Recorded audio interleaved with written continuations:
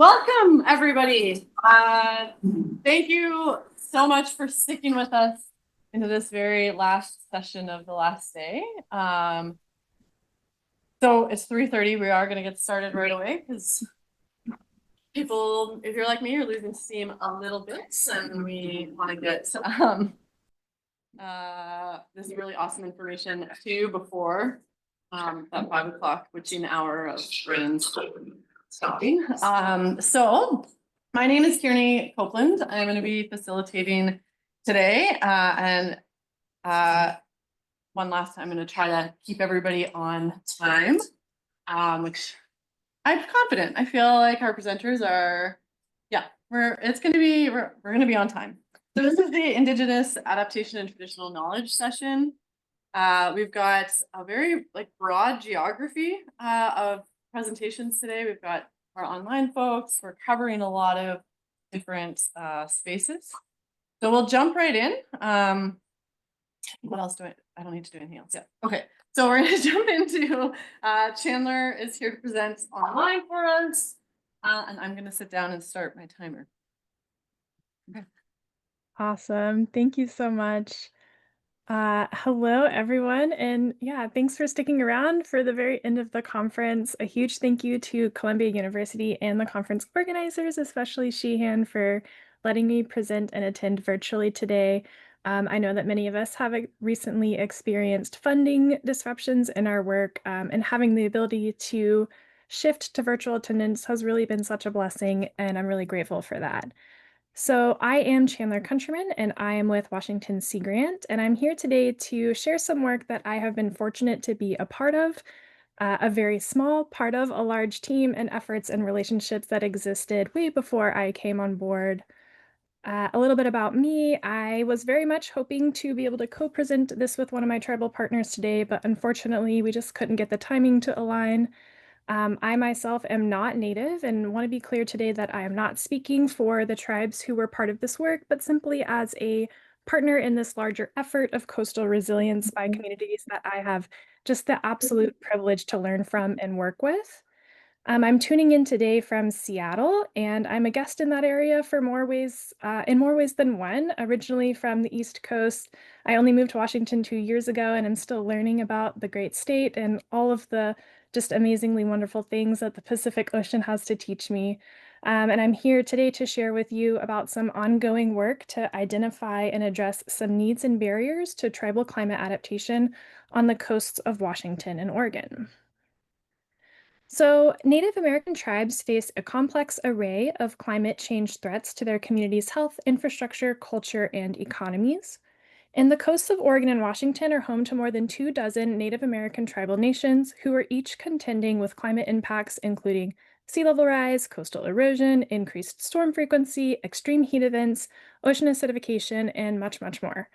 And the coastal tribes of Washington and Oregon, which I will refer to a lot today as Northwest Coastal Tribes, have undertaken significant efforts to understand, prepare for, and respond to all of these risks. And several of these tribes are already undertaking massive projects to relocate away from these climate hazards and are setting just incredible examples for other communities along the coast. However, as we all know, there are considerable obstacles that these communities are having to deal with their climate adaptation efforts.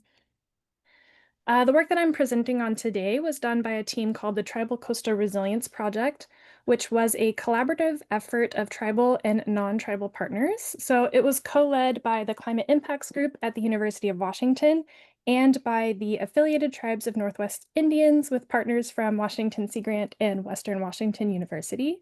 And the project was a part of the Northwest Climate Resilience Collaborative, which was a NOAA Climate Adaptation Partnership Program. And I do want to begin by acknowledging that this report and the work of our project more broadly really benefited enormously from the guidance of a tribal advisory group consisting of citizens and staff from coastal tribes in Washington and Oregon. And so even though the research team led a lot of the research, it was really led by tribal input. And I do believe that this is a good example of what co-production and applied research can look like. A primary initial goal of the Tribal Coastal Resilience Project was to understand the state of climate adaptation among Northwest coastal tribes and identify barriers and needs which, if addressed, could help catalyze tribal resilience efforts. And to identify unmet tribal adaptation needs among Northwest coastal tribes, we held a series of tribal listening sessions that ultimately included 6 sessions with 40 participants and 13 of the approximately 2 dozen federally recognized Northwest coastal tribes. All listening session participants, as well as our tribal advisory group members, were compensated for their time. And we held 3 listening sessions at tribal conventions that were hosted by the affiliated tribes of Northwest Indians, 2 additional online sessions to engage those who didn't attend those meetings, and then even 1 session held in person with one of the Northwest Coastal tribes that was a direct response to an invitation from a tribal elected official. And then in addition to the listening sessions, we also informed this report by reviewing some publicly available tribal climate documents, in addition to some other relevant assessments that helped provided some extra context. And throughout the listening sessions and this entire project, we worked carefully to observe the principles of free, prior, and informed consent and do no harm. So first, before we began outreach about the project or scheduled any listening sessions, we sent formal letters and follow-up email correspondence to the tribal chairperson and the environmental director of each tribe in the project area. And this correspondence informed them about the project and study, let them know that we would be inviting the participation of their staff and citizens in the listening sessions, and then also explained how we planned to use the information provided in the sessions. And probably most importantly, the letter invited them to opt out of participation if the project if they desired. We used a qualitative analytical method to identify key themes discussed in the listening sessions. So broadly, our methods encompassed the following steps. First, to accurately capture the information that was shared to us in the listening sessions, we recorded the conversations of each of the small group conversations in the listening sessions using audio recorders. Then we transcribed those audio recordings, and then we used qualitative thematic coding techniques to organize content from the transcripts into general categories based on the responses to some listening session guiding questions. And then we used an inductive open coding methodology that produced unique subcodes. And then we further analyzed those subcodes and the quotations from the participants to identify some key cross-cutting themes. And then this set of prominent themes emerged from similar responses across listening sessions and from participants with different tribal affiliations. We cross-checked the emergent themes among the project team and also with our tribal advisory group. And then, given the feedback we received, we kind of further condensed those themes into some key findings that we present in one large report. We centered the report around what we heard directly from tribes. So in writing the report, we really aimed as much as possible to not push our own analysis or recommendations, but to let the tribes speak for themselves in describing their successes, barriers, and unmet needs in pursuing their climate resilience efforts. And this is reflected a little bit briefly in this word cloud where the size of each term indicates how frequently it was used across the different listening sessions. So there were a lot of success stories actually, and reasons for success in climate adaptation, but participants also described many adaptation barriers, which generally fell in kind of 5 main categories or themes, and those included funding, staff and workforce capacity, partnerships and collaboration, technical assistance and climate services, and then finally, communication, outreach, and education. And so I'm just going to share a brief overview of each of these barriers and some of the corresponding needs that we heard. So starting with barriers related to funding, participants described funding for climate adaptation, particularly from the federal government, as being insufficient relative to tribal needs, difficult to access and administer, which takes precious staff time and resources away from other tribal government functions, and then often driven by the priorities of the funder, resulting in misalignment with tribal priorities. And some identified needs for addressing funding barriers include a considerable increase in the amount of available funding to meet the large scale needed for adaptation, More generalized and flexible sources of funding to maximize tribal autonomy and responsiveness in allocating funds and to reduce administrative burdens. More long-term funding to make applying for funding and supporting efforts associated with new funding, such as hiring new staff, to make it worth the effort and to minimize disruptions due to lack of funding continuity. Fewer stringent qualification requirements, including less burdensome match or personnel requirements to make funding more accessible to tribes. And then finally, funding that is better aligned with tribal priorities rather than the priorities of the funding entities themselves, to support community-driven priorities and the incorporation of Indigenous knowledges. The second category or theme of barriers is staff and workforce capacity. So most Northwest coastal tribal governments share that they do not have adequate and consistent staff capacity to address climate adaptation priorities. And so some needs for addressing these barriers include funding to hire additional tribal staff to meet the level of capacity required for effective work, support for permanent staff positions to minimize disruptions caused by frequent staff turnover, dedicated climate resilience staff to provide necessary expertise and focus on climate issues, and finally, funding to develop affordable housing near tribal administrative centers to support recruitment and retention of tribal staff. The third theme related to partnerships and collaboration. So effective partnerships with non-tribal entities like federal, state, local governments, universities, NGOs, the private sector, and much more are really crucial for bolstering tribal efforts by leveraging collective capacity and resources. I also included one example of the many quotations that are highlighted in our report that talk about this topic. And some needs for addressing these barriers include coordination among state and federal agencies to reduce the burden that tribes face in engaging with a wide range of entities to respond to climate-related consultation requests, transparent government-to-government tribal consultation processes that respect tribal sovereignty while upholding the federal trust responsibility, federal reserved rights, treaty rights, and tribal adaptation interests. The development of consistent, mutually agreed upon, free, prior, and informed consent protocols between non-tribal partners in a given tribe in order to reduce risk to tribal information and community members.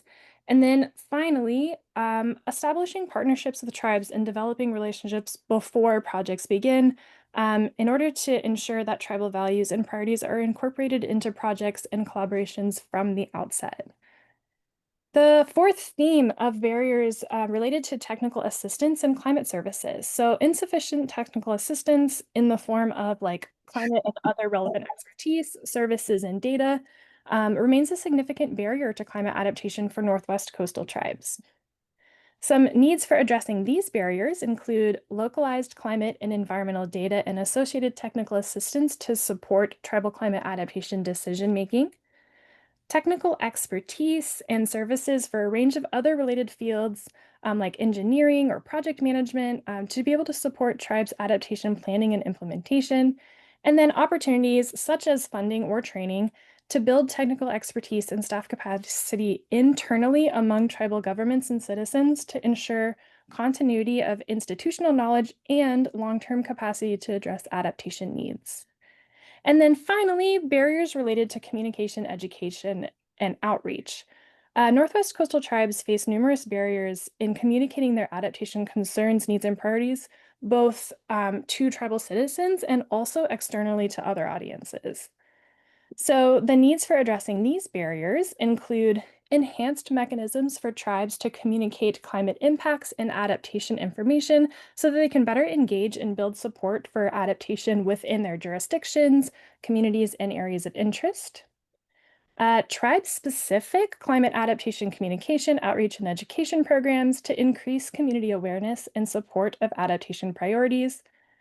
Effective communication among Northwest coastal tribes around climate adaptation to give like regional adaptation efforts, uh, uh, sorry, leverage partnerships and increase support from tribal citizens and external partners. And finally, communication and education products that provide a common climate adaptation language to reduce potential for confusion and misinterpretation, and also to increase the understanding within and between tribes and external partners.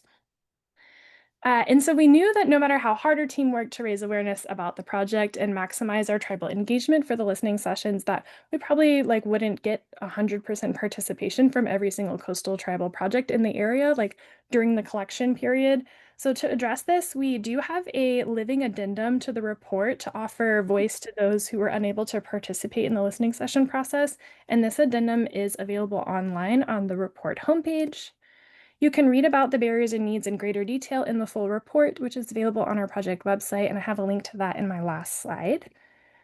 One of the main goals of this work was to ensure that tribes' voices were heard so that funders, policymakers, climate service providers, and other tribal partners were aware of these barriers and how they could help address them and support tribal resilience efforts. And so in addition to holding webinars, we worked with media outlets to get the word out about the report and help get it into the hands of those who needed to see it. And we also sent it to federal and state lawmakers and out to networks within federal and state government agencies. And then I alluded to a little bit before, but unfortunately last month, NOAA did terminate the Northwest Climate Resilience Collaborative and this work, but we are keeping efforts moving forward in all of the ways that we can. So we are working with legal and policy experts and tribal partners to identify some policy options for addressing several of the barriers and needs identified in the report, which we do hope to be able to deliver to state and federal governments later this summer. We also did receive a 5-year, $3.4 million grant as part of the $75 million awarded to Washington State by the NOAA Climate Resilience Regional Challenge. And the majority of that funding awarded to our project will go back out to coastal tribes via a low barrier grant program that we are currently co-designing with the tribes. And then the rest of that funding is supporting a full-time tribal climate adaptation specialist who is now based at the University of Washington Climate Impacts Group to basically manage that grants program and also provide technical support for tribes' climate adaptation efforts. And yeah, thank you all so much for joining today. And especially, I want to thank our tribal advisory group for their guidance and support, and all of the listening session participants who shared their experiences to inform this work. Another big thank you to Columbia University for letting me present here, and for my fellow panelists for sharing this space with me today. I can't wait to hear and learn from you all. If you would like to learn more, the link to the report is on this page. It'll take you directly to the website for it. And then if you ever want to connect about this work or other Washington coastal resilience or sea grantee things, please reach out to me for a chat. Thank you.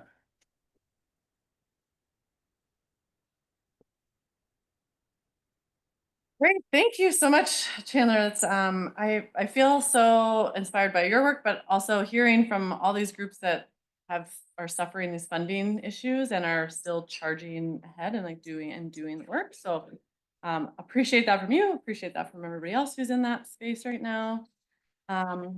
So we have are we okay with this setup? Yep. Okay. The next person. Yep. So Hare Krishna, I'll pass this over to you. And we will hear from a different part of the world. We'll do questions afterwards, I promise. Hello, good afternoon. Just you can hear me, you can see me, right? Okay. So let me share my presentation first.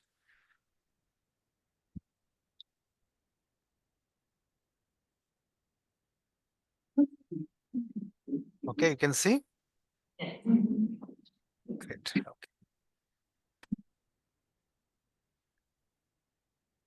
Okay.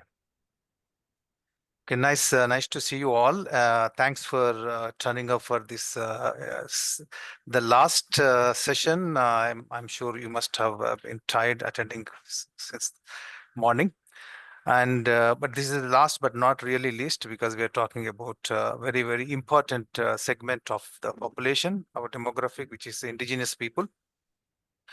Among the indigenous people, I'm going to talk about another very, very important segment, that is older people, which we generally take for granted.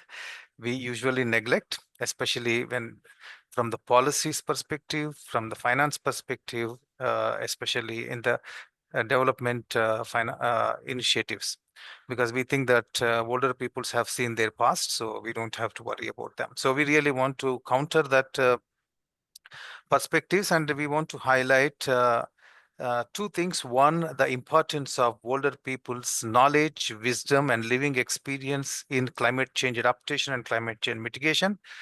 And the second part is that especially highlight the contributions made or continues to be made by indigenous older people in climate change mitigation adaptation. And for this particular presentation, I'm going to focus on the indigenous elders from the mountain peaks, high altitude areas. Generally, older people are invisible. Indigenous older people are more invisible, and the indigenous older people in the high altitudes are even more less visible. So it's very important that we talk about them. So why we are saying that harnessing older people wisdom is crucial for resilience and ecosystem sustainability, and they are vital stewards for fragile ecosystem. And therefore, we are going to explore their under-recognized contributions. And my name is Hari Krishna, and I work for HelpAge International. Therefore, you must be knowing why I'm talking about older people. This is our commitment, our mandate, and our conviction that to make sure that older people's context is recognized in our development streams. So this is part of our ongoing massive global research and advocacy effort, and we have initiated quite a few research studies to highlight the contributions of older people in climate change. That includes indigenous people, coastal fisher folk, and also urban slum dwellers, and in many areas. So this is an ongoing stream of researches that we are doing. This is one of them. We are going to launch massive global research on this, and what I'm going to present is based on number of evidences and experiences that we have gathered from our work in different parts of the world, and also the literature that we have gone through. But we are going to systematically, scientifically research and document indigenous older people's contributions to climate change adaptation, especially in high altitude areas. I'm going to share few glimpses of that that we have learned. So our objective is that to emphasize indigenous older people in high altitudes, insights on sustainable land use and biodiversity preservation, and show how traditional ecological knowledge and scientific methods can tackle climate concerns, and also promote and advocate for indigenous mountain elders' participation in international climate governance. We don't really see their knowledge, their presence is reflected in global climate policy mechanisms. We want to see that. Of course, we do see parading some indigenous people in massive mega conferences on climate change, but it is only for kind of a visual impression, but not really their knowledge. Their perspectives are generally not really taken as much seriously as it can be. And so as you all know that indigenous people in many parts of the world and globally also, they oversee around 25% of Earth's land, harboring significant portion of planet's biodiversity, and also contributing to carbon sequestration in soil and biomass. And their knowledge and wisdom are essential in addressing climate change and promoting environmental education. If you look at the general context, why we don't generally take older people seriously into our research, our policy, and the governance is because of number of factors. One is the ageism, but this demographic shift we must really take note. One is that this is massive invisible population. Older people, that is 60 plus, are 1.1 billion as of now. And there will be 1.4 billion, which is 16% by 2030. And they're going to be 2.1 billion, which is 20% by 2050. So what are we talking about? As climate change is accelerating, demography is also shifting. So there are more older people that are going to be there in future. And as we have been saying that for a long time, that young will inherit the planet. No, we have to change that. Young will inherit the planet along with the old, and the older people have to guide the young people to take care of this planet, and therefore we cannot ignore older people's context in climate change. And for the problem is that older people face exclusion despite offering vital local knowledge and resilience practices. Absence of research and practice to understand and enhance older people's exposure to risk and adaptive capacities is uh, is uh, is paramount. And one of the factors is that ageism, which is a hidden barrier. As a pervasive ageism sidelines older people's contribution, their insights are often dismissed as a relic of the past in all walks of life, not only in climate change. Their experiential knowledge and insights, especially in environmental wisdom and community-based climate resilience knowledge, is also ignored. And this ageism is the reason older people are absent from climate policies. And as we know that societal biases prioritize the perspectives of younger generation, rightly so, but older people also cannot be neglected, and their wealth of their traditional ecological knowledge and sustainable practices they pass on to the younger people must be valued, and also they must be taken into policy discussions. Marginalization in climate policy, technocratic supremacy, global climate governance often silence elders, especially indigenous perspectives. Limited access to decision-making platforms and institutional biases, and power imbalances and historical injustice hinder inclusion. These challenges prevent full utilization of indigenous knowledge, especially of the elder people in climate policy and in environmental education and formal and informal systems. So indigenous knowledge, as we know, this is vital in especially in the climate governance. It promotes sustainability and balance with nature, evolves to address community needs, and it is often holistic approach, integrates human with environment. So therefore, indigenous elders' knowledge must be preserved and also considered into the climate policies. Indigenous ecological knowledge, it's a cumulative repository. It develops through adaptive processes and is transmitted across generations. Older people transmit this knowledge to younger people and prioritize alignment with nature and interconnectedness of all living entities. And community-oriented emphasizes adaptive methodologies for human and ecological welfare. And therefore, marginalization of indigenous knowledge system in global governance frameworks has constrained their capacity to enhance climate resilience and sustainable development. There are few examples. I will quickly mention them. There are like in the Himalayas. Hello? Yeah. In the Himalayas, older villages maintain terraced farms and community forests. They combat soil erosion and manage scarce water. And Andean region, aging farmers manage ancient amunas, capturing rain for irrigation. These systems are vital for downstream crops. And older farmers keep artificial glaciers grafting alive. In Ladakh, which is in India, ice stupas slowly melt, irrigating barely fields in spring. And there are more examples like Inuits in the Arctic region. They use selective hunting and respect animal populations. This preserves ecological balance and ensures resource sustainability. Inuit elders possesses deep understanding of seasonal cycles and ice patterns, and this helps communities adapt environmental change. And integrating the knowledge of Inuits with scientific research will enhance climate models and adaptation measures. And also, most importantly, the elders in this Inuit indigenous communities play vital role in educating younger generation about ice dynamics, navigation, and survival techniques. All this we, of course, take for granted or ignore.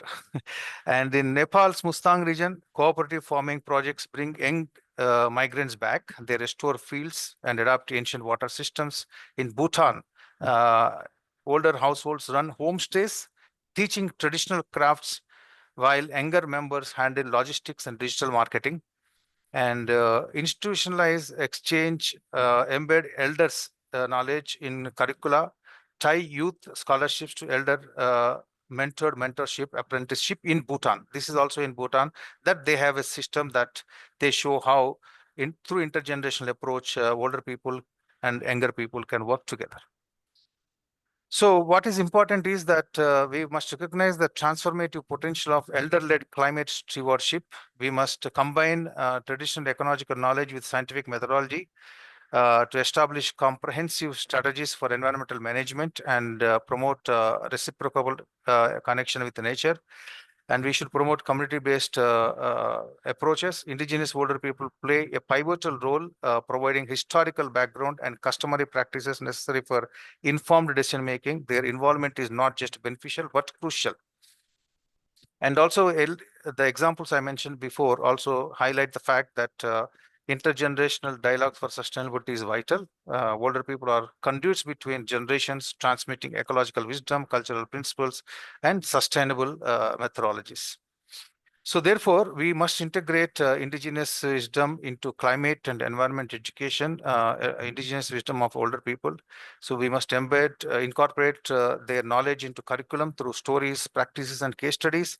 There more research should be done, like the one that was presented earlier is one great example of how to harvest and the knowledge of indigenous people.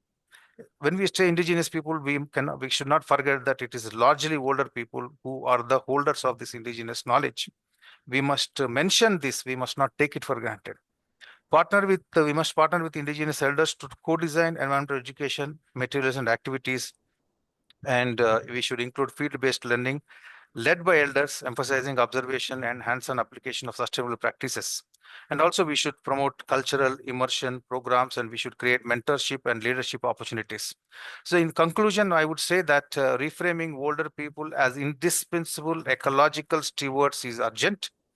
They are the last line of defense against ecological collapse in high mountain regions, many climate hotspots, and combating ageism empowers older custodians, transforming challenges into an adaptation dividend.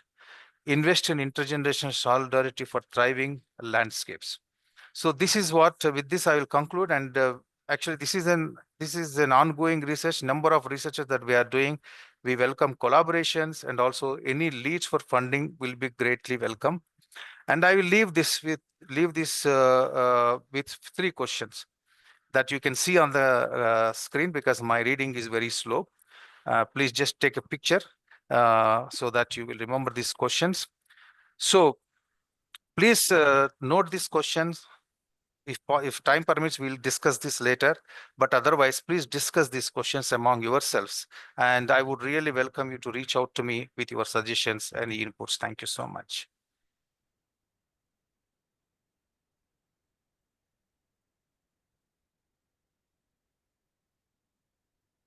Did we want to talk through any of these questions, or maybe do some online questions or questions for our online folks now? Maybe, again, we're getting close to the end of the day, so maybe a little bit of chatting might help us feel a little bit more. Is there any questions or anything, any comments people want to make on these questions? Yep. I think there was some great. Oh, yep.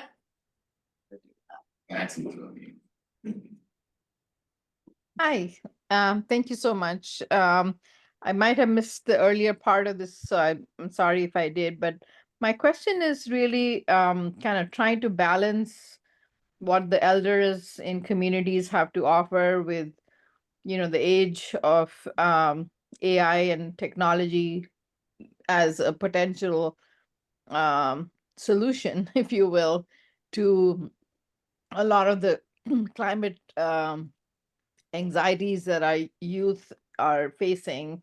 And I'm wondering if you have any examples to offer for communities where that kind of balance has been struck, or if there are communities that are able to balance the wisdom that we can get from elders to how youth can be engaged to become the stewards for for justice, really. Sure.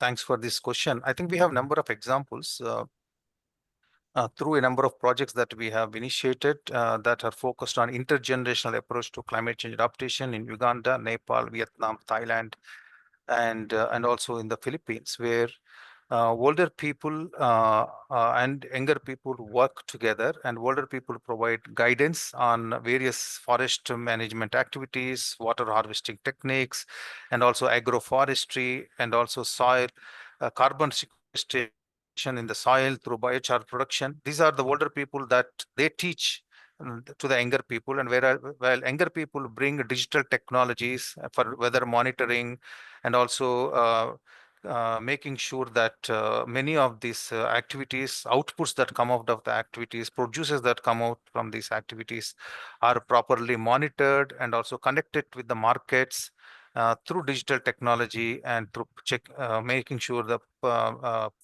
fair pricing mechanism and so on. So there are many such examples that we have from different parts of the world. So, and most important in this is that younger people are encouraged because of the older people's guidance, and older people feel that their existence is valued and their knowledge is valued because of this collaboration. Yeah, sure. So maybe we'll hold any other questions until we get we hear the other presentations. So now I have help. Thank you.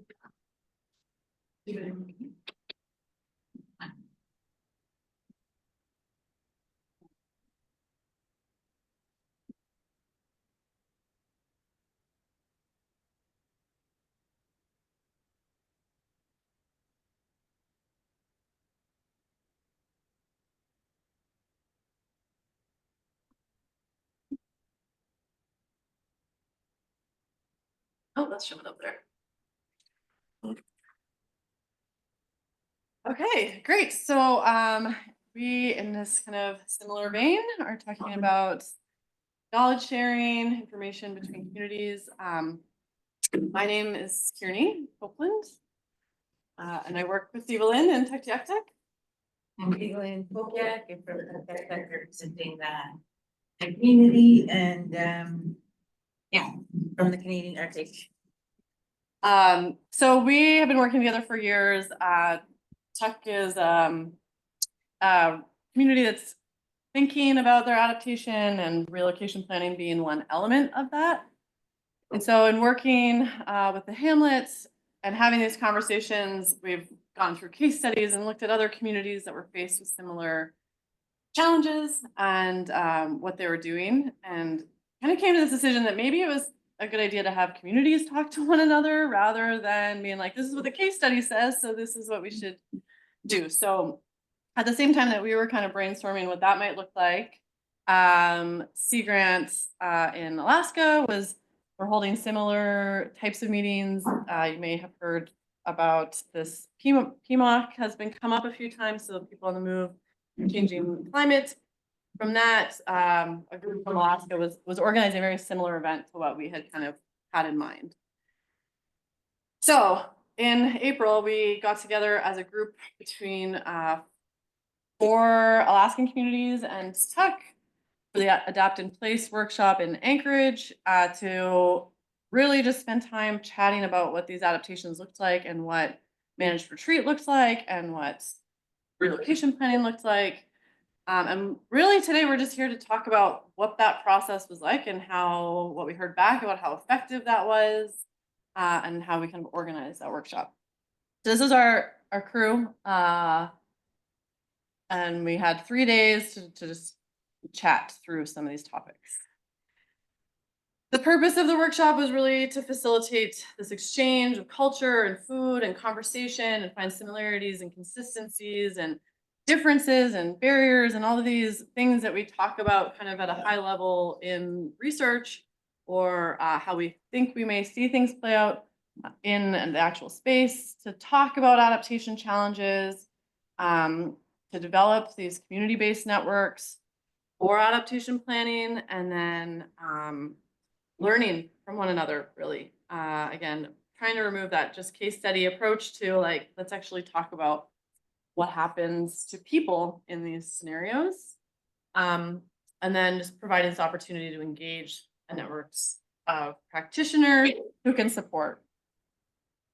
The communities that joined, so we've Tuck, Nelson Lagoon, Hooper Bay, Pokiak, Newtok, and then of course Merdvik on the other end of that, as Newtok has now kind of finished their movement over. And so not all these groups necessarily are thinking about full community relocation, but it's a thought, it's managed retreats, it's something that has come up in adaptation planning.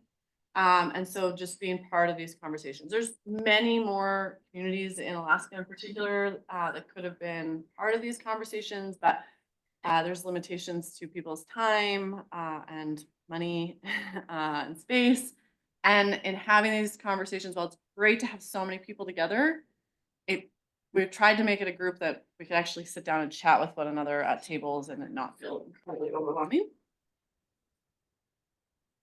Our participation looks like we had about 30 participants, majority of whom were community members. In our kind of call and invitation, we did invite leadership, elders, youth with this hope to have a variety of different perspectives come to the workshop. Again, due to people's time constraints, funding constraints, mobility, we didn't have that kind of representation from each community, but we had a really great group there.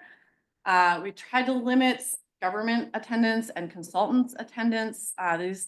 These events tend to get a lot of like, well, we want to know what's going on from outsiders, and that was not the goal.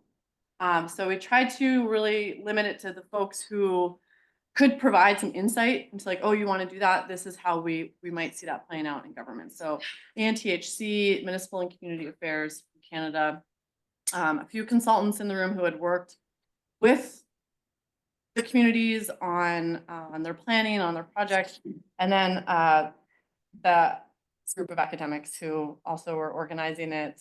So we had about 6 people from academia there that also had really strong relationships with the community members that were brought in, like who came into the room. This is just a lot of overview information. I promise we're going to get to like the feedback and like what it was like, but just to give you some context here. So the workshop design, the first day was really just getting to know each other and creating a space for sharing. We started the day with Valerie Tony doing some drum dancing and introducing some of the meaning behind some of the drum dancing that occurred and the stories that were coming through the dance and the song. We had food and yes, an introduction to more Yupik culture, Yupik dance. And then we started sharing our stories and doing our introductions. And that was the whole first day, was just getting to know one another and what was happening in our communities. The second day was thinking about present and future communities. So trying to find those common grounds with similarities, thinking through what that environmental change looked like and some of the issues that were coming up with planning and adaptation, the community climate adaptation efforts, and then what community engagement actually looked like in those adaptation efforts, whether it was really effective or who was involved, who was coming to the table, and some of these things to think about. And I think this has come up quite a bit in our talks throughout this conference, in that it's not just about climate migration, it's all the other priorities that have to be addressed within these communities. So thinking about wastewater, workforce development, so bringing, I think we kind of framed it as what are you bringing to the table? What are you offering? What can you offer these conversations? What do you want to take away from these conversations? What do you think is important for people to know about your situation? And so we framed this all through different discussions. We did have some presentations by communities where people just kind of chose their pictures or stories to tell. And then we used a lot of the Post-it notes and whiteboards to get some ideas down.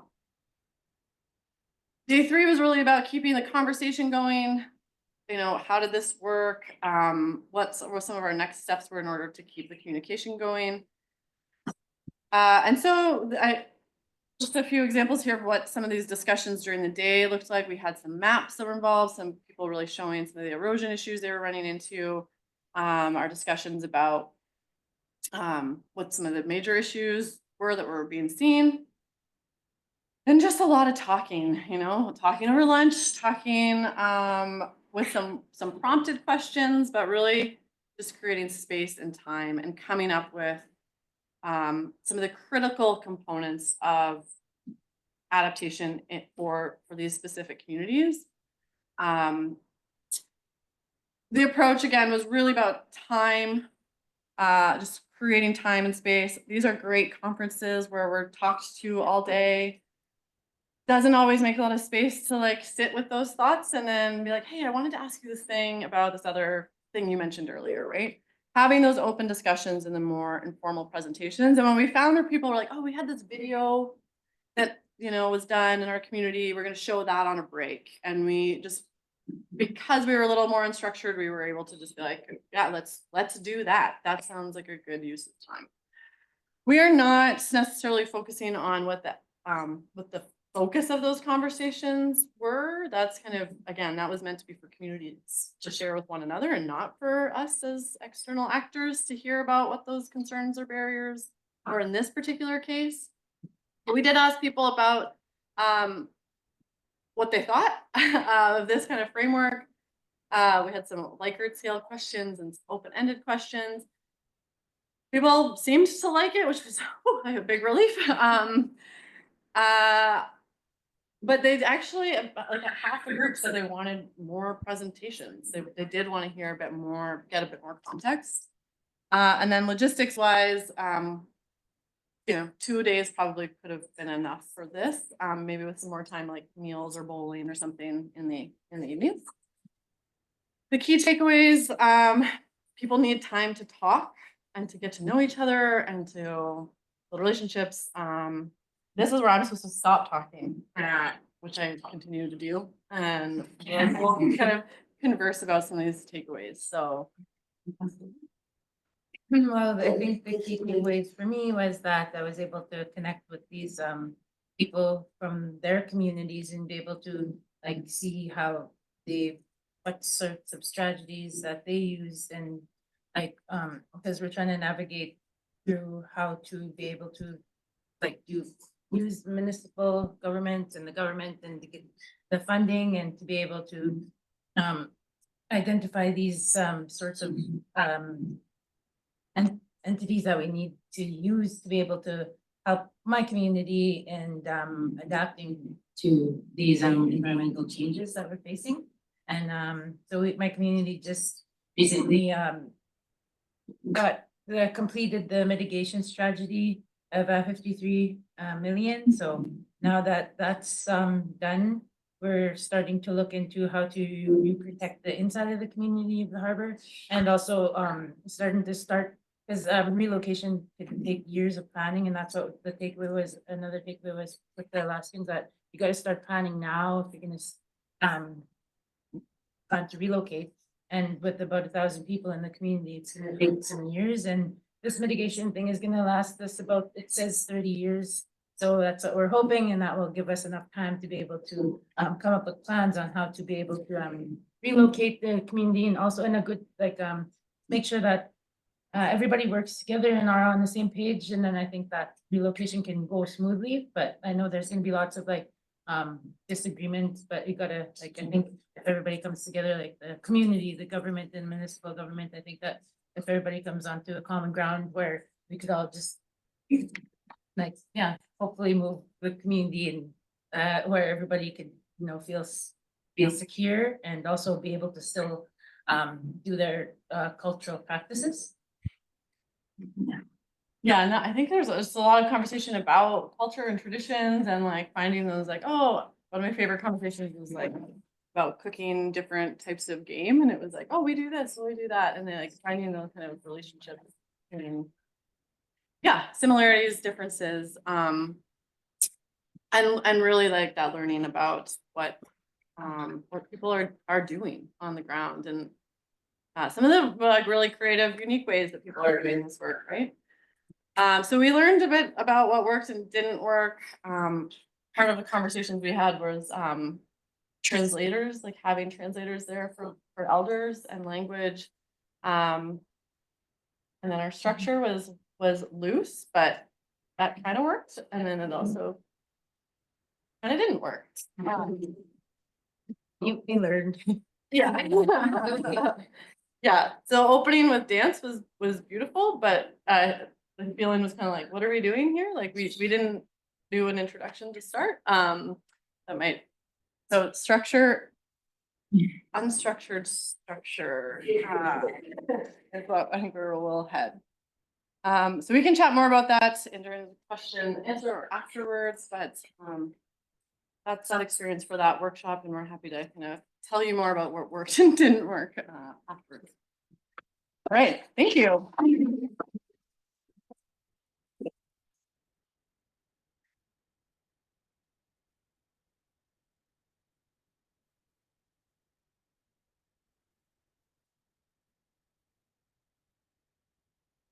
So our final presenter, before we get into some questions, is Lee here, and I'll pass it over to you. Thank you so much.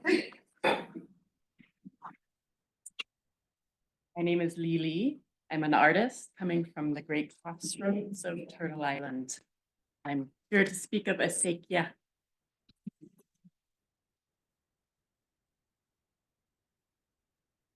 It's on a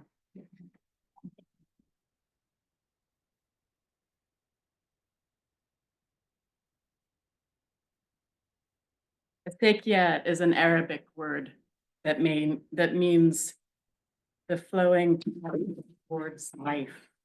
I don't know if we can get it.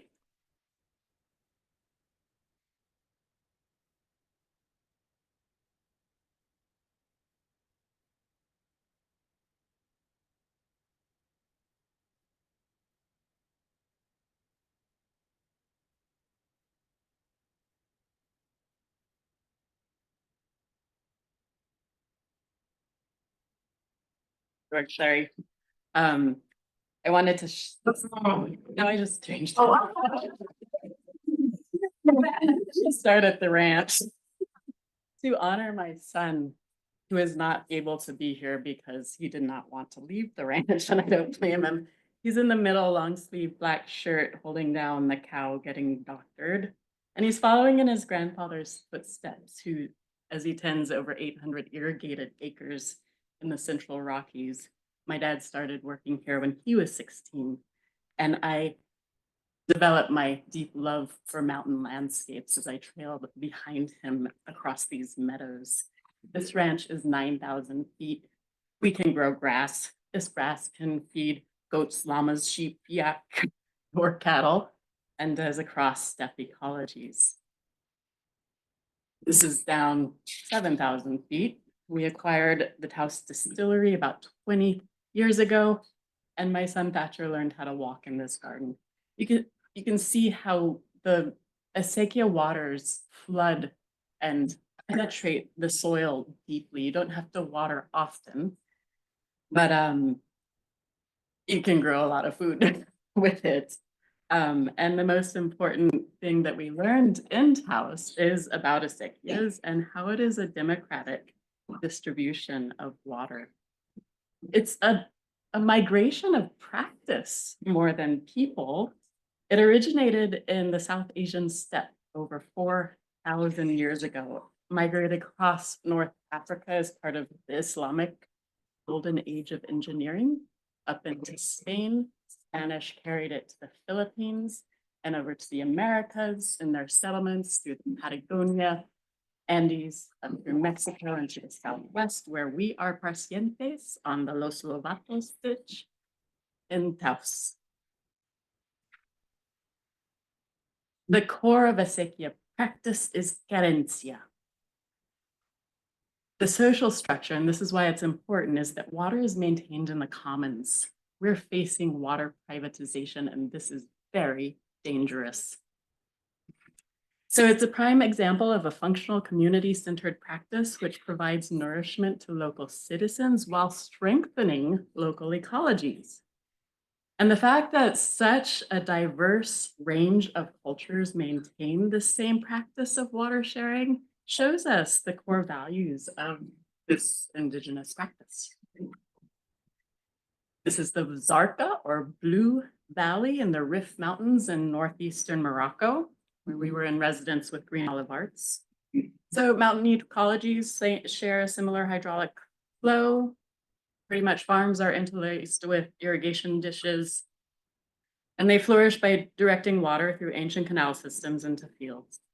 The water floods the fields, and in turn it saturates the soil and seeps back into the ground to replenish aquifers and feed springs for our neighbors downstream. It broadens alluvial plains to support wildlife corridors. And, you know, when we asked our colleague, Nufal Alfaik, an artist we met there, about holding water in the commons, he explained, you know, it really goes against the Quran for water to be owned. This is an essential resource to be shared by all. This is sacred relationship. And this is an urban food forest in Tetuan at the base of the Rif, and it is stacked. That big protects the vegetables interspersed with herbs that provide pest protection and a broadened range of goods bound for market. And this is a very similar kind of functioning, a food forest in Blanca, Spain. It's in La Huerta in South Central Spain. It's known as the Gardens of Europe, but unfortunately, it ended up being a rare example of the sustainable and biodynamic farming region.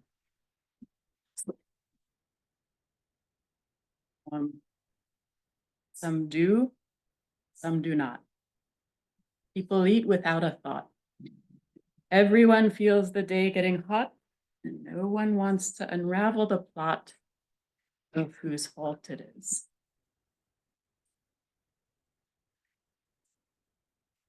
Endocrine disrupting chemicals are making us and wildlife infertile, amongst a number of other issues. If you want to learn more about that, I recommend a book called Our Stolen Future by Theo Colborn. Beyond the chemical intensity of this practice, drip irrigation systems pump aquifers dry. You know, it's being very aggressively promoted by the EU as a sustainable way to grow dryland ecologies. But the problem is that water is pumped out of the aquifers to fill reservoirs and drip systems, but you don't provide enough surface water to percolate down into the aquifers again. So you run dry. A system lasts 1,000 years to only be abandoned by one's own greed. A field grows for 100 seasons to only be barren to the sheep it was meant to feed. One's trust is put in the land. One's love is laid in the soil. A family reliant on the mercy of Mother Earth bites the hand that summons the rain. What does this look like in Morocco? It's a problem. It's often a problem of scale. Almonds are a traditional crop there, but they're usually grown a few trees in the wettest area of the farm. They're not grown as monocrops of hundreds or thousands of trees that are drip irrigated.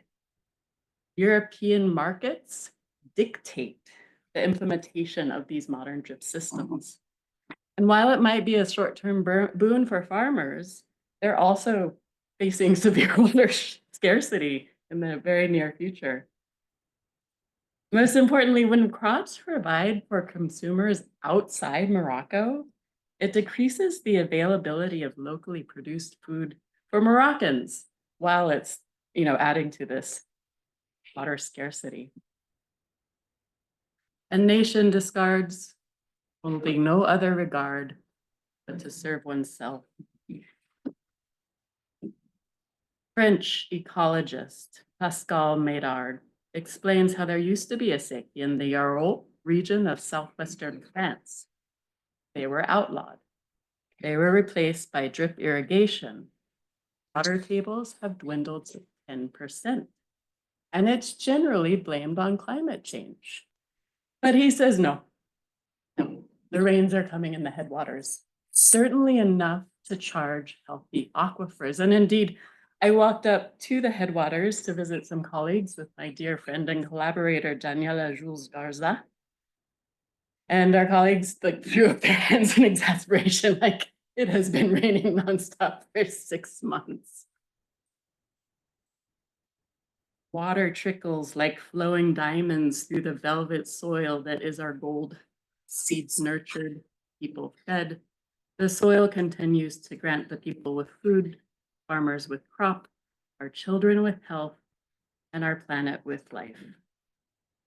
So we found Louis Latour, who led us on a walk along the Acequia Madre in the Latour region in La Huerta in Spain. And he was telling us about, some of these canals, like this corner, were constructed by Iberians before the arrival of Roman or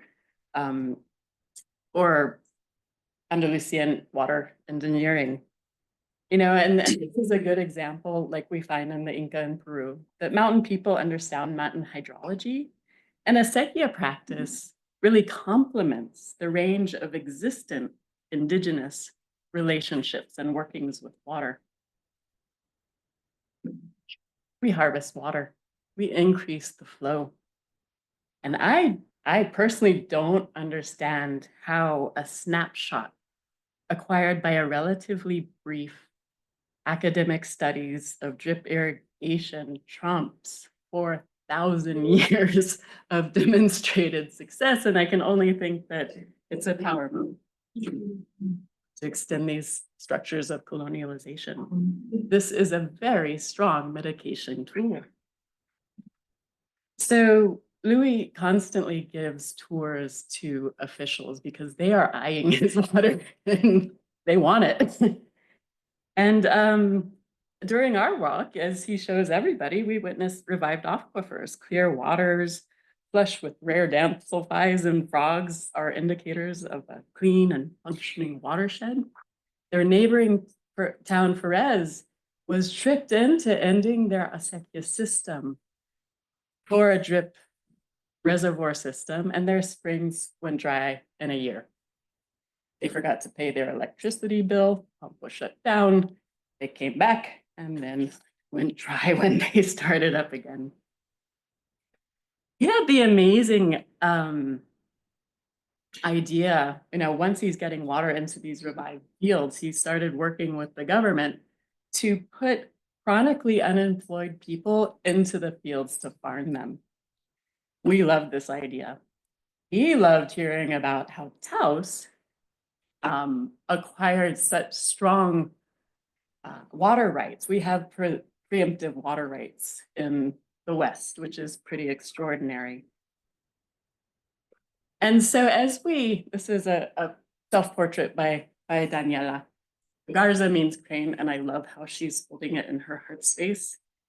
And we started talking about how we can carry this concept of solutions and exchanging them between these broad communities so that we can, carry this work forward in community, in kind of a global community. So last fall, we went as delegates as part of the Slow Food US delegation to Terra Madre in Italy.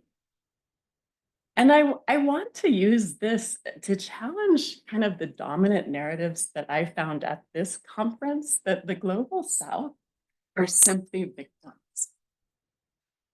These are your climate mitigators. Like, we need to be reaching out to them. They are on the front lines, they're land workers.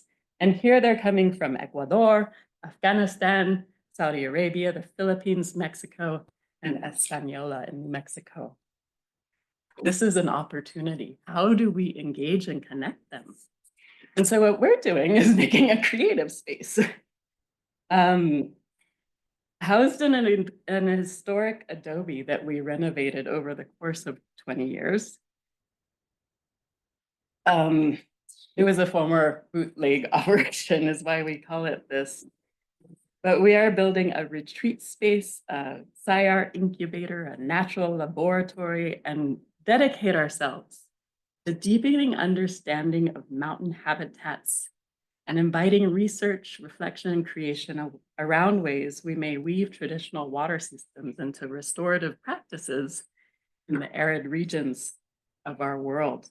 And so we started off with a mentorship offered by Creature Conserve, which is an organization that bridges art and science to help educate the public around conservation issues. I highly recommend you check them out. And through their mentorship, through these array of workshops, we were able to set intention. And that intention grew into values, and we are very honored to be currently accepted as fellows by Forge New York here, where we are learning the mechanics of making it a financially viable space to the extent that we can really promote exchange, where Taos youth are going abroad to Acequia communities, and we're hosting Acequieros here in Taos. Collaboration is key. And as artists, we are able to dance with and around a wide range of organizations to realize these goals. We have flexibility as individuals to do so. And this is the workshop that is happening there this week. It is multidisciplinary, focusing on connecting food production, ecology, arts, and restoration. The featured visual artist is one I admire and have worked with for over 20 years, Claire Cote. This is the land when she works. I particularly like the mimicry where she is hiding as a parking lot cement thing, if you can see that. You know, just thinking about the ways our bodies are inserted into the landscapes, right? And this is me. And I just wanted to note that the poetry that I read throughout were written by my son when he was 13.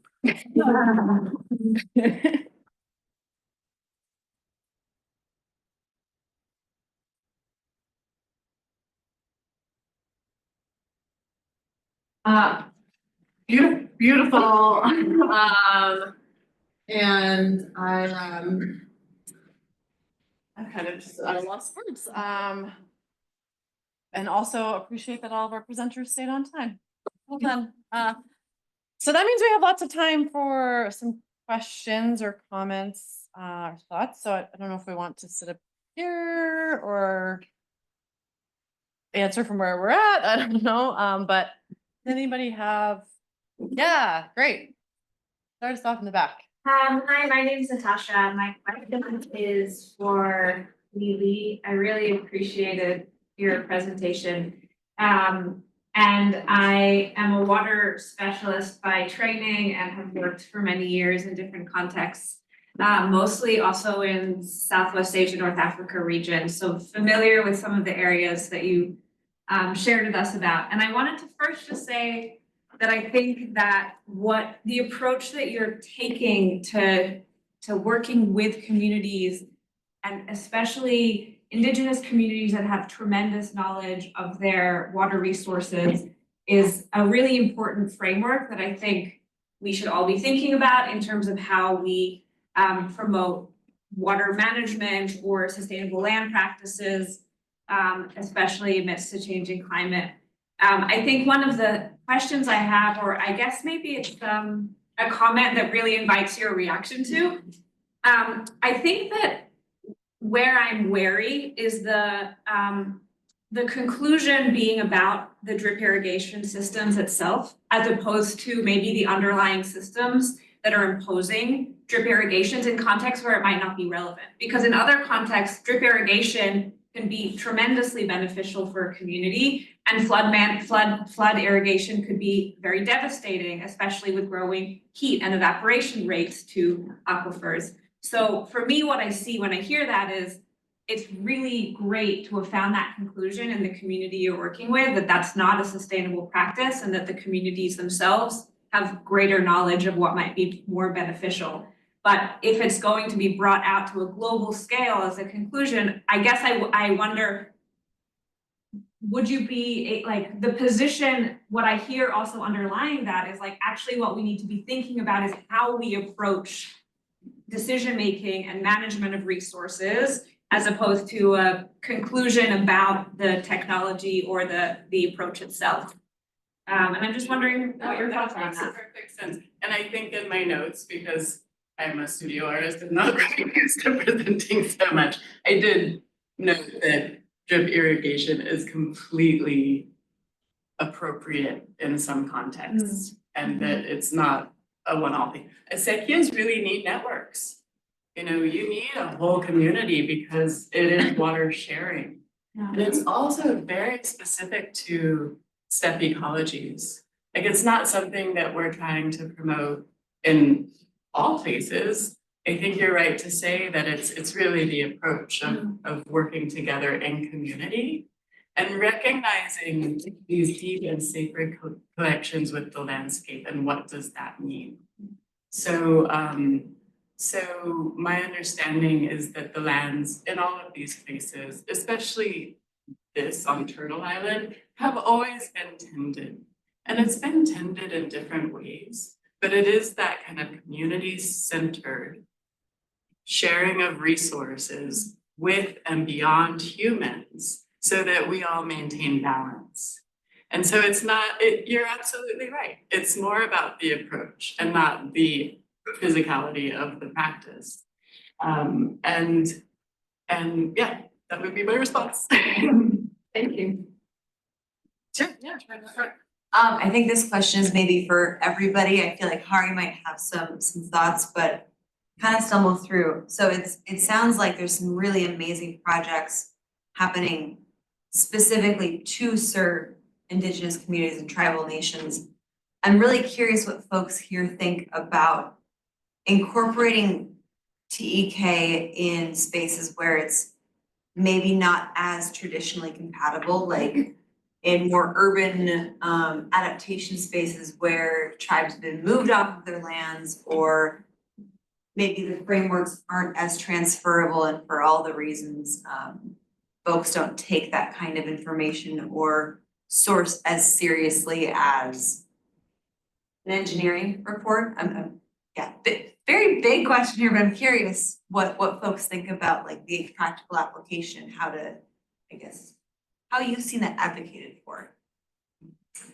Anybody online want to answer that first, or? Just want to give an opportunity there. Chandler. Anybody in the room want to answer? Formal survey about whether people are not at this conference felt like there was a serious acknowledgement or serious consideration beyond just acknowledgement for TEK. And the response I got pretty fully was, it's just lip service. I don't think there is a respect for it, wide range. And I think there should be. And I think the people who are answering me think that too. And we need to work on that. What do you think? Well, for me, I'm, I just got in, well, I grew up hunting and also traveling with my dad, coming to meetings like this. And so I kind of get like the both worlds of being very isolated and also being here, like this is crazy huge place.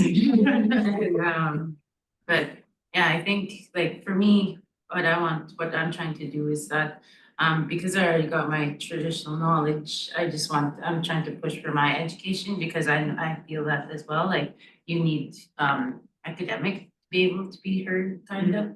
So yeah, and if I push for that, I think then we'd have like a stronger voice for my people at home, for them to listen.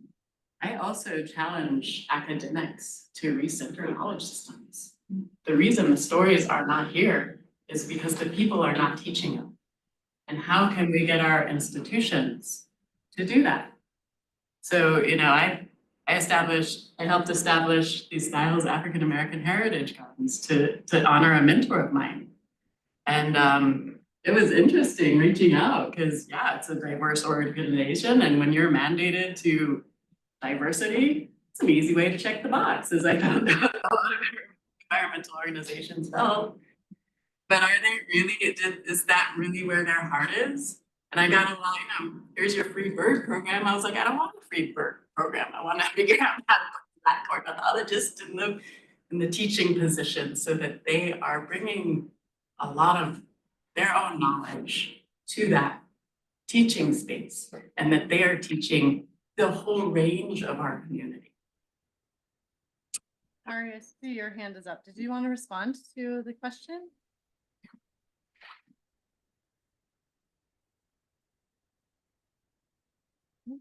Can they hear us? Yeah, you can. Okay, that's good. Thank you. Did either of you online want to respond to that question about traditional ecological knowledge and how it's being incorporated into these kinds of discussions? And I might have lost track of the question at this point, to be honest, but Maybe I will try to respond to that question if I understand accurately. What I think is that you cannot probably replicate many things that from indigenous communities to other areas, what they do in terms of sustainable practices. But what we can definitely replicate is the spirit of sustainability and the way they look at the nature, the way they look at the resources, the way they want to use the resources with the minimum wastage and minimum damage. That's what is easily replicable everywhere, not necessarily the exact practice. But at the same time, what we can or contribute to improve this indigenous knowledge system is the technology. For instance, we have a project in desert areas of Rajasthan in India. For thousands of years, indigenous communities there, they harvest rainwater. They have one season rain per year that they harvest for whole year. They actually create rainwater harvest tanks in the catchment within their house radius of their household. They preserve that water. They use it for the whole year for drinking purpose. Now, what we try to do is that we brought new technology to make sure that water is more hygienic, safe, has less dust particles, and easy to access. This is what we brought the new technology to the old system. The old system is still relevant, but the new technology made it very easy for them. But same way in urban areas, the technology, the spirit behind this technology must be harvested. The spirit behind this technology must be harvested so that the precious water is not wasted and every drop is saved. I hope I answered your question, maybe at least partially. yeah, and I also want to add that I think that one of the interesting dynamics I've seen shift over this conference this is the third one, right? So is the amount of creativity that people are bringing to this particular 2025 conference in terms of listening. Previously, I've seen a lot more more conceptual. How do we talk about climate migration? How do we talk about mobility and managed retreat? And so many presentations here this time have been like, how do we listen? How do we engage? How do we podcast? How do we hear stories? And to me, that's a really significant shift in actually getting to that point where we're listening to traditional ecological knowledge or listening to the need for different technologies and then responding rather than saying, here's what we are going to do. And that's a pretty significant shift and a really important piece. And there is history, there's legacies of moving people. And we can't avoid that, but we can do a better job at listening. And that's something I've seen significantly change, I think, this time rather over 2 years ago. I see a question in the back. I'm going to skip my question to say this. Residents are experts of their lived experience. And if the academic world can one day see residents as experts, all your research, all your data will be very different. And we will begin to incorporate and create solutions for the people who really need it. And when you speak to education and wanting to like broaden your horizon, don't get caught up on that, because you are already the expert and you have so much power that you've yet to realize that power. It is in there, pull it out. Your ancestors are holding you up. They got you this far for a reason. And you don't need any degree or any certificate to do what you're doing now. You are very powerful and you are a leader. Continue to use your voice for your community. You are strong. You're meant to be here. Thank you.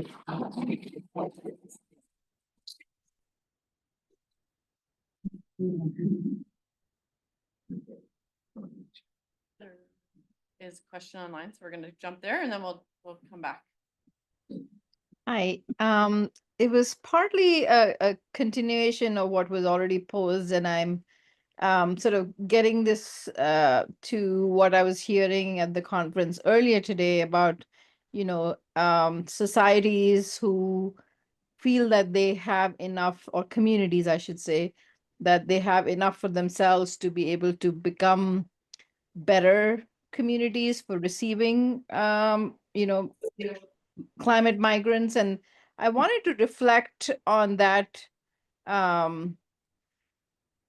in terms of, how we value consumerism as a way of existing.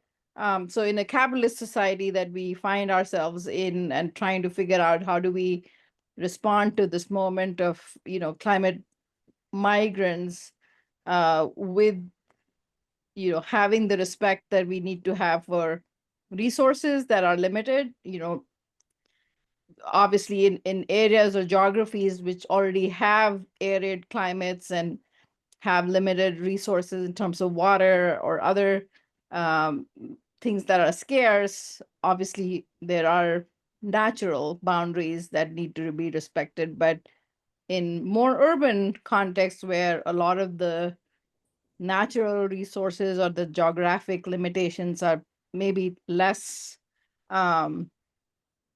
apparent, I think it's a matter of understanding kind of how we value consumption and what we think is plenty for us as a society to allow for additional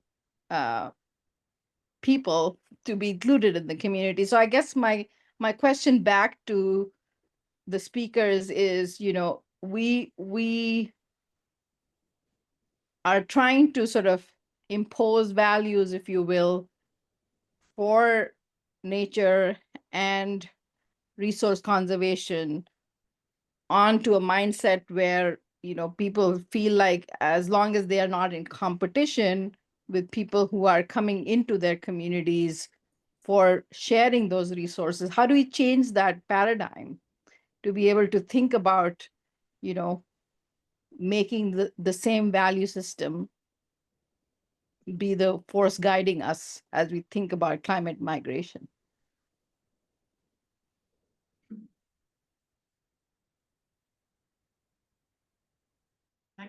I don't know. On the scope of my research. That's learning grad school.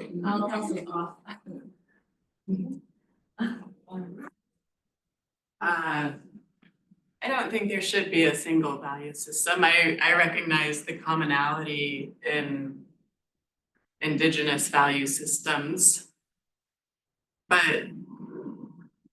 I celebrate diversity and listening, and feel like we need a lot of different ideas circulating to move forward and figure out all of our options. And that listening is so essential right now. I think that there's such a deep divide here between urban and rural populations. How do we build that bridge? Because both populations are very capable and very knowledgeable and have very strong overlapping concerns. It's so dangerous to be divided. How are we gonna step out of our own value systems to recognize different ones in a way that we can see how they overlap enough to move forward together, is what I would say.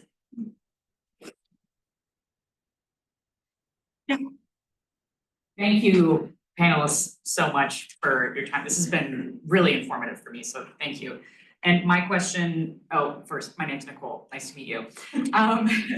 My question could be posed to all of the panelists, but I think I'll just first direct it to Devalynn and Kearney. Did I pronounce your names correctly? Close, okay. This is more of a rubber hits the road question. I think, you know, you showed your main takeaways from this survey process, which shows that it's valuable. I mean, the fact that this room is pretty full on the last day of a conference at the last session shows that there are people who believe what this process that you guys went through is very valuable. And I'm curious how you convinced your funders to fund something that doesn't readily show up on a spreadsheet. Like the work that you guys were able to do was obviously very impactful, but it doesn't show up in the same value mechanisms that people typically use to track progress, check mark here. And so I'm curious because I would like to learn how I can go to my supervisor. I'm in, consulting, which is a more traditional setting. And I want to know how to go to my supervisor and say, hey, this is valuable. This is worth our time. I want to work on this, but it doesn't look like what we normally might consider a check the box activity. So can you help me convince my supervisor to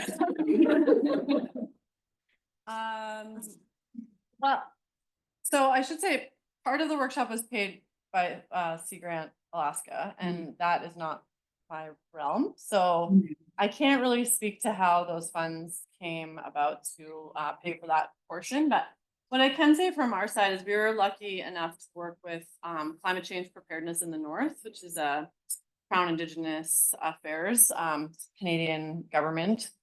And initially, the proposal we put forward was not, they were like, no, we're not funding that.